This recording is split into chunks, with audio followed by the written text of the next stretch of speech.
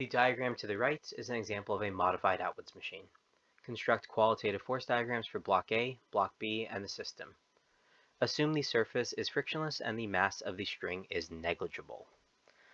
So the first force diagram we're going to draw is for block A. I start off by identifying my system boundary, shrink the system down to a single dot, and then start to identify what forces cross our system boundary. I want to align them with a coordinate system, and because there are no angles in this problem, I can assume that my x-axis, represented with that red line here, would be perfectly horizontal, and my y-axis would be perfectly vertical. The first force I tend to represent on a force diagram is going to be our force of gravity acting on A by the Earth, pulling this thing down. I'm going to say that because I'm making the assumption it is on a tabletop, its vertical acceleration is 0. So that means from our first law of motion, we can assume that all of our vertical forces need to be balanced. So the interaction between block A and the table, that normal force on A by the table upwards, needs to be balancing out the force gravity on A by the Earth, which is why I drew them to the same size, pointing in opposite directions. I don't have any other forces interacting vertically, so I can move my attention to horizontal forces. I have that string crossing our system boundary. That would be a force of tension on A by the string. However, I know the other end of that string is attached to B, so I can be a little bit more specific for what the two-object interaction is going to be. It's the interaction between block A and block B via that string, which is the source of tension. I have no other horizontal forces acting on block A because while it is interacting with the tabletop, the surface is frictionless, so there'd be no parallel forces of interaction between block A and the tabletop. What this means is I can start writing my sum of the force equations. My sum of my force on my x-axis is equal to just my force of tension, the only force I have acting there. And then the sum of my forces on my y-axis would be equal to my force normal minus my force gravity. I know that my forces on my x-axis, there's only one. That would make that an unbalanced force. This means I know that cart A, when it experiences that force tension, is going to accelerate to the right. And then I'm saying because the vertical forces, I'm assuming that there's zero vertical acceleration. That means those two forces need to be equal in magnitude. So this right here is my force diagram for block A, and if I remove that coordinate axis, it just cleans it up and makes it a little bit easier to see which three forces are acting on block A for the way this system boundary was drawn. We can do the same thing with block B. Draw our system boundary, shrink the system down to a single dot, add our coordinate system. Once again, no angles that we need to concern ourselves with, so we can keep it with a traditional horizontal x-axis and vertical y-axis. I'm drawing a force gravity on B by the Earth. I'm assuming because block B is visually smaller than block A, that means it has less mass, which is why my force gravity is drawn a little bit smaller for my force gravity on B by the Earth than my force gravity on A by the Earth. But if the problem were to give us numerical values for the mass or the weight, if the problem told us the force gravity itself, we could scale those force vectors appropriately. But back to the forces acting on block B. Besides the interaction between block B and the Earth, that force of gravity, the only force that we can see that crosses our system boundary would be the block B's interaction with the string, which is, once again, is connected to the other block.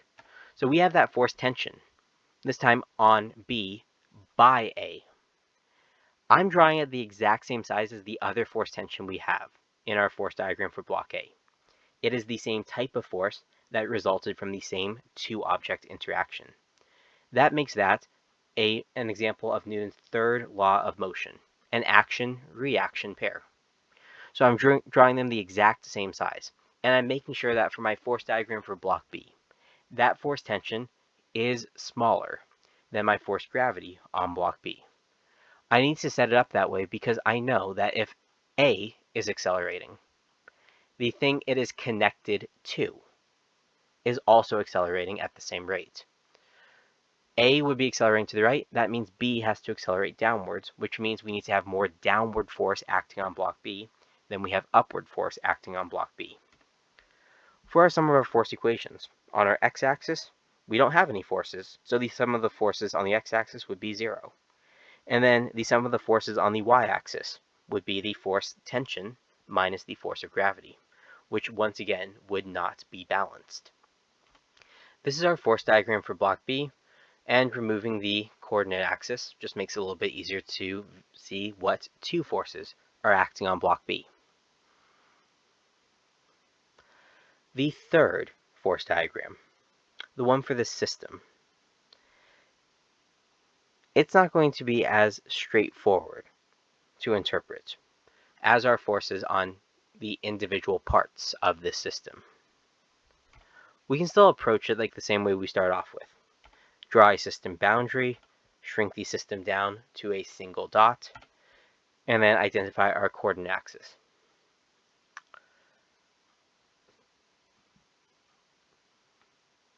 But this is where it can get a little bit weird, because quite often when we draw our coordinate axis, we try to align it, at least with one of those axes, with the direction the object that we are drawing a force diagram for is accelerating.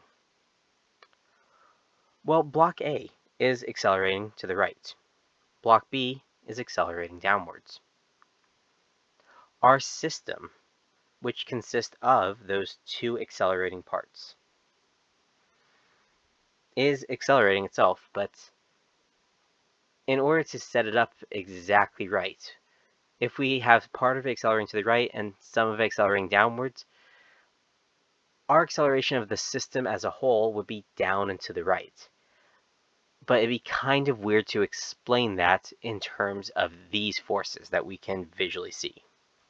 So instead, the way that I'm going to be setting up my force diagram here with my axes is I'm going to designate my x-axis as the axis where I can orient my forces that add or detract from the acceleration of our system. And our y-axis would be whatever forces are perpendicular to those other forces. What this means is I can start off really straightforward with this. Part of my force diagram for my system would be the force diagram for the part of the system, block A.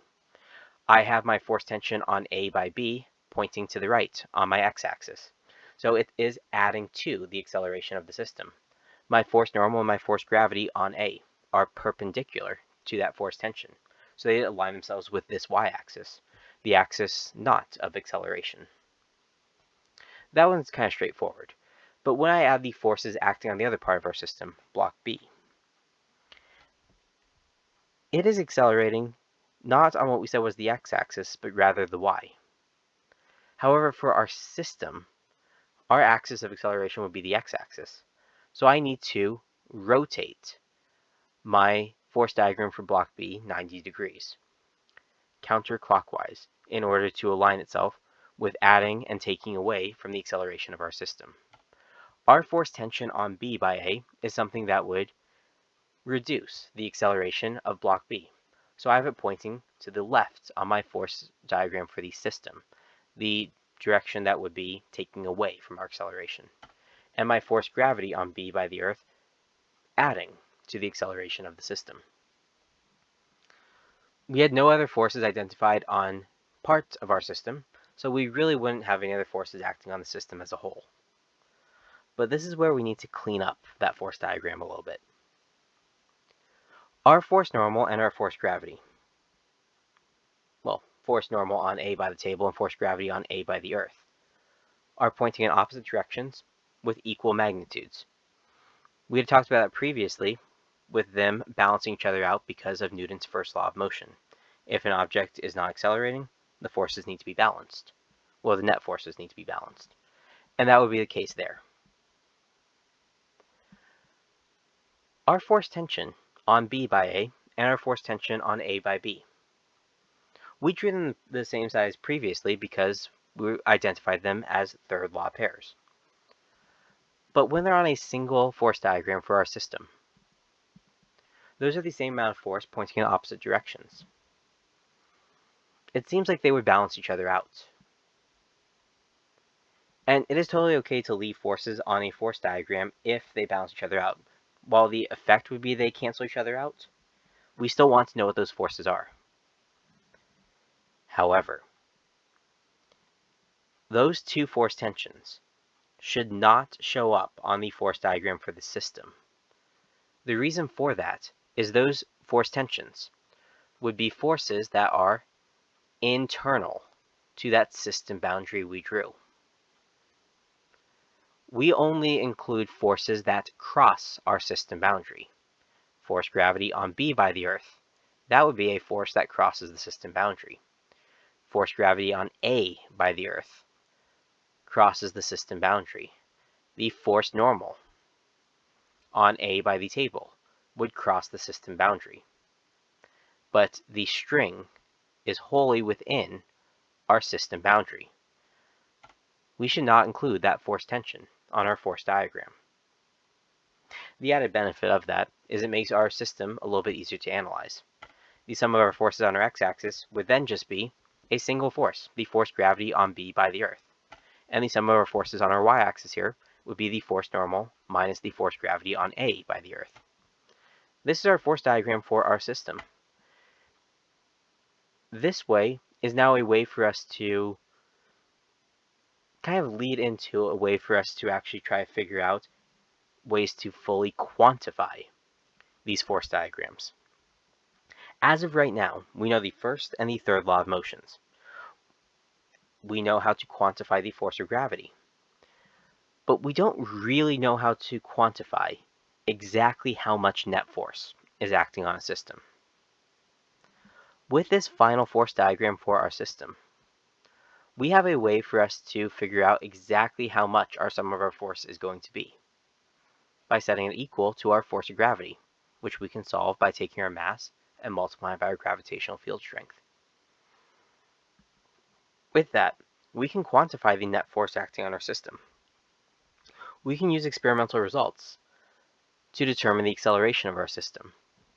And from there, we can look for a graphical and mathematical relationship between the sum of our force and our acceleration.